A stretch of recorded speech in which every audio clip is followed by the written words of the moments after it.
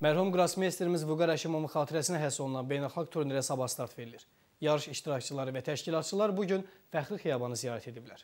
Üçqat Azərbaycan və Avropa çempionu mərhum qrossmeysterimiz Vüqar Həşimovun xatirəsinə həsr olunan ilk beynəlxalq turnirin startına bir gün qalıb. Şəmkirdə keçiriləcək yarış öncəsi təşkilatçılar və idmançılar bugün fəxri xiyabanda Ulu Öndər Heydər Əliyevin məzarını ziyarət ediblər.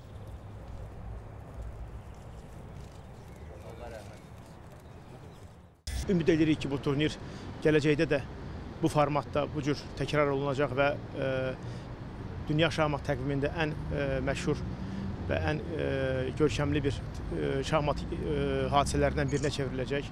Ardınca 3-cü fəxri xiyabana gələn qonaqlar Vüqar Həşimovun məzarını ziyarət ediblər.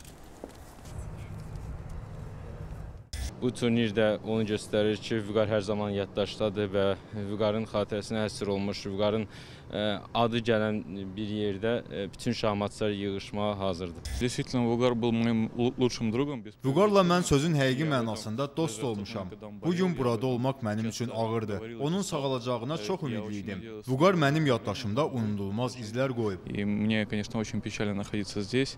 Xatırladaq ki, ilk dəfə keçiriləcək mötəbər yarışa şahmat tacının hazırki sahibi Norveçli Magnus Carlsen, eləcə də Fabiano Maruana, Hikaru Nakamura, Sergey Karyakin və digər məşhur qrossmeysterlər qatılacaqlar. Qeyd edək ki, 10 gün davam edəcək mübarizəyə aprelin 20-si start veriləcək.